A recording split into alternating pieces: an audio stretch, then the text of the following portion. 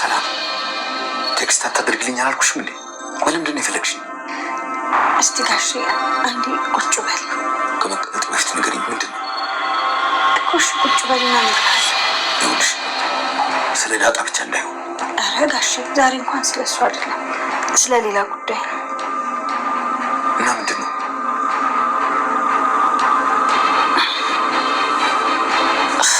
አዎ ኤቢ እኔና አባዬ እንዴት ያስመርማል። እና ቆይ ማለት ምን ሆነ? ከማበጠሪያ ላይ የተነቀለ ጸጉር ነበር የወሰደችው። ማበጠሪያው ደግሞ የሰላምዬ ነበር። ገና ሳላበጥረው ነበር ከእጄ ላይ ቀምታ የወሰደችው። የሰላምዬና የደረጀ ልጅ ጸጉሩ ወስዳ አስመርምራ ውጤቷ ሊመሳሰል ሲላት ልጅ እሷ እኮ ከጠረጠረች አርፋ አትቀመጥም። ዳጣ አሁንም እኮ አደጋ ውስጥ ነሽ። ሁሌ ጭንቀት፣ እኔ እንደ እህቴ ሳት፣ እሷ ደግሞ እንደ ጠላት። ከምር ናታን፣ ይሄ ቤተሰብ በእኔ ምክንያት ሊበጠበጥ ጫፍ ላይ ደርሷል። እማዬ እርግጠኛ ነኝ እኔ የደረጀ ልጅ እንደሆንኩ ካወቀች በእርግጠኝነት ይፋታሉ፣ ወይም ደግሞ ከሁለት አንዳቸው ይሞታሉ። ቆይሽ እኛ ምን ማድረግ እንችላለን? እኔ አላውቅም ናታን። ሳስበው ግን እኔ ወደ መጣሁበት ቦታ ብመለስ አይሻል አይቀርም። በቃ እንደዛ ነው የሚሻለው። አረብናት ዳጣ ስነስርዓት ያለኝ እንዴ? ለሁሉም ነገር እኮ መፍትሄ ያለው አይደል እንዴ? በአክለና ጉዳይ መፍትሄ ያለው፣ መፍትሄው እውነቱ ማውጣት ነው። እውነቱ ማውጣት ደግሞ የሚቻል አይመስለኝም። ስለዚህ ናታን መፍትሄ የለውም። ይኸውልሽ ዳጣ ግድ የለሽም፣ እናስብበታለን። አንቺ ብቻ ኤቢን ተጠንቅቂያት። እኔም በተቻለኝ አቅም እየተጠነቀቅኳት። ደግሞ ሰው በጣም ነው ደስ የምትለኝ። ደስ ነው የምትለኝ የምትይው? ቆይ እወዳለሁ ለማለት ስፈልጊ ነው? ምንድን ነው ሆነሻል? ምንድን ነው ሰላም? እያመመሽ ነው? እንደ ሆስፒታል እንሂድ። ኧረ ደህና ነኝ ጋሼ። ቆይ ታዲያ ለምንድን ነው የፈለግሽኝ?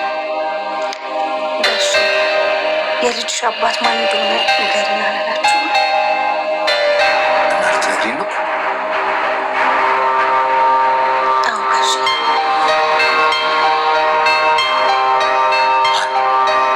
ስላለ እያለችው ነበር።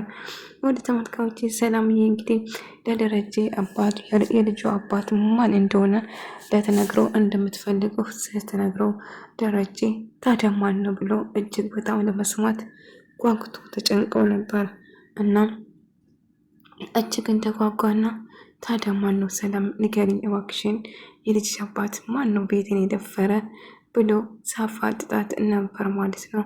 እሷም ጋሺ ሁሉ ነገር እነግራለሁ፣ ግን እንዴት እንደተፈጠረ እንዴት እንደዚህ እንደሆነ እባክህ ማብራራቱን እኔም እስከማወራ ድረስ ልታዳምጠኝ ይገባል ስትለው ነበር። እና የልጅ አባት ማን እንደሆነ ለማወቅ በጣም ሊጓጓ ትመስላለህ፣ ግን ይህን ያልጓጓበት መልሱን ግን ላትወደው ትችላለህ። አባቱ ማን እንደሆነ ስትሰማ ልትደነግጥም ራስን ልትስትም ትችላለህ። ስለዚህ እባክህ ለመረጋጋት ሞክር መጀመሪያ ትለዋለች። እሺ ሰላም አትጨነቂ እባክሽ ንገሪኝ እያላት ነበር ማለት ነው። ሰላምም የልጅ አባት አንተ ራስና ስትለው በጣም ደነገጠ። ይሄ ደግሞ ምን ማለት ነው ሰላም? የልጅ አባ የአንቺ ልጅ አባት እኔ የሆንኩበት በየትኛው አጋጣሚ ነው?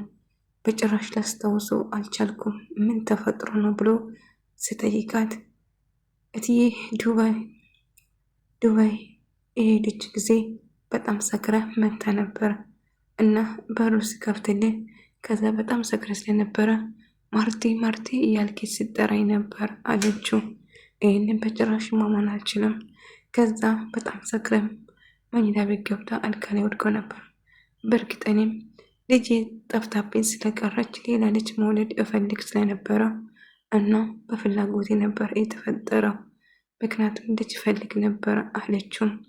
ልጄ ጠፍታብኝ 19 ሙሉ ስጠብቃት ነበር እና ይሄን ስጠብቃት አንድ ቀን አገኛታለሁ የሚል ተስፋ ነበረኝ እና ምንም ተስፋና ፍንጭ ስላልሰጠኝ ያለኝ አማራጭ እድሜም እየሄደ ስለነበረ አንድ ልጅ መውለድ ነበረብኝ እና ጋሼ እባክህን ይቅር በለኝ አለችው። ደረጀ ባለበት ደርቆ ቀረ። አልገባኝም ደረጀ ምን ነው እንደዛ ፊቱ ተለዋውጦ የደነገጠ ብሎ ሳወራ ነበር። አላቅም አባ ከዛ በጣም ደንግጦ ብቻ ከቤት ወጥቶ ብቻውን ውጭ ብሎ በጣም እየሰነ ነበር። ያልጠበቀ ነገር ነበር የተፈጠረው።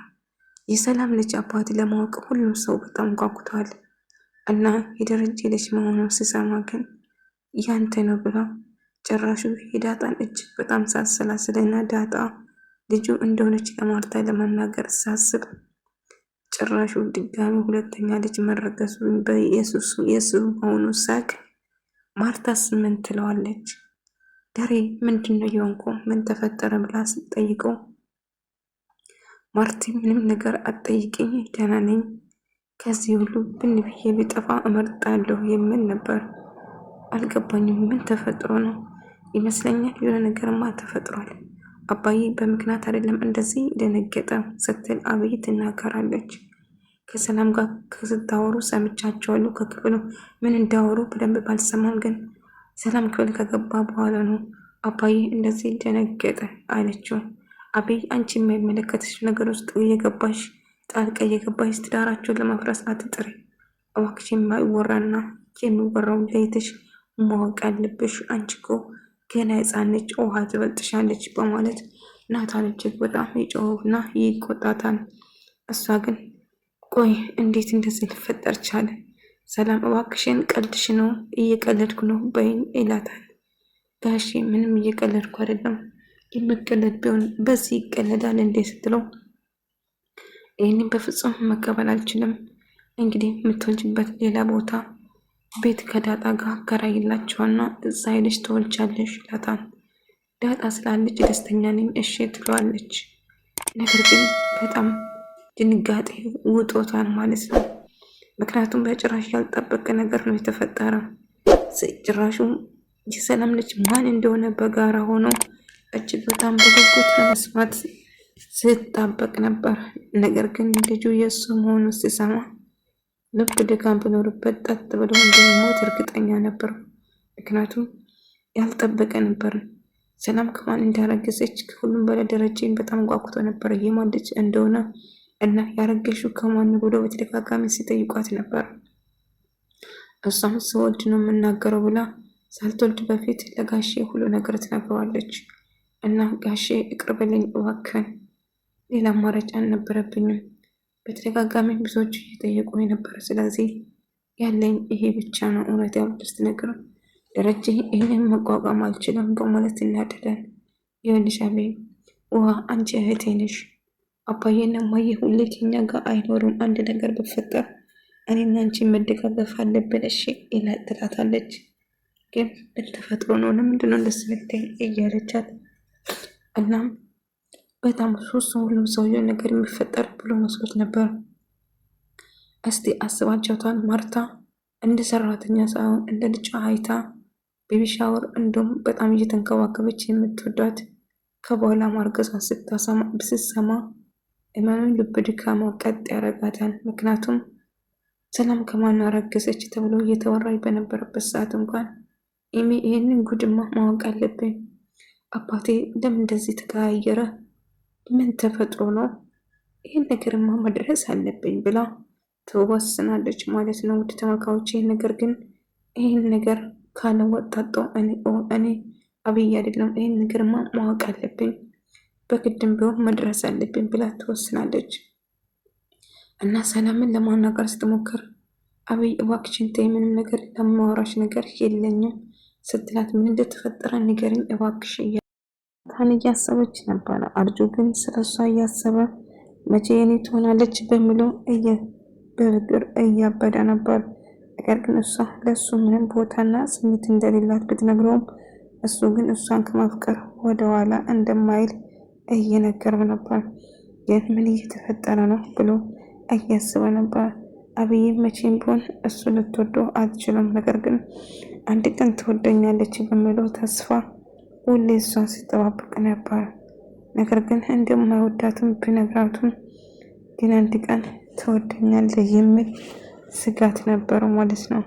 ነገር ግን ደረጀ ጋሼ አባይ ምን ተፈጥሮ ነው እባክህ ንገረኝ ስለው ይጠይቃል። ልጄ አትጠይቀኝ፣ እየተፈጠረ ያለው ነገር ለማመን ራሱ ይከብዳል ይለዋል።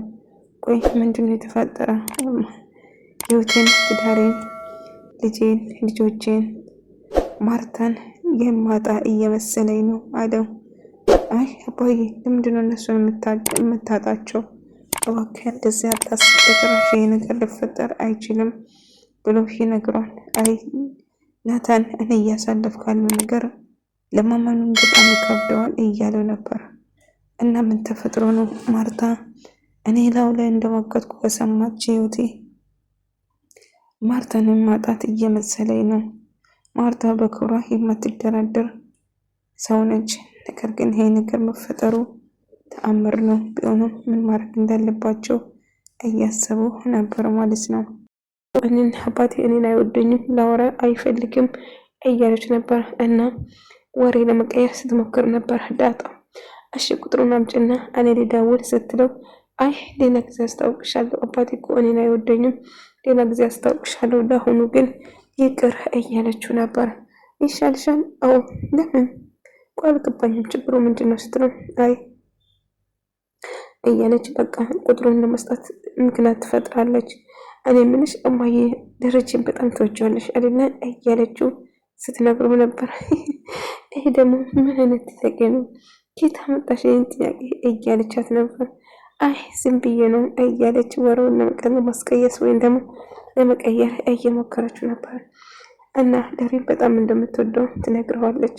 ይልቁንስ አሁን ትነሽና ቆንጆ ሻይ አፍይልኝ እስቲ ስትላት ነበር። አፈላለሁ በደንብ አፈላለሁ እማዬ እያለችው እና ወሬው ለማስቀየስ ስትጥር ነበር ማለት ነው። ማታ እንግዲህ በተደጋጋሚ የዳጣን አባትም ስትጠይቀው ደረጀ መሆኗን አታውቅምና ስሳ የተባለ ታሪክ እንደተፈጠረ አልገባትም እሷ ማለት ነው።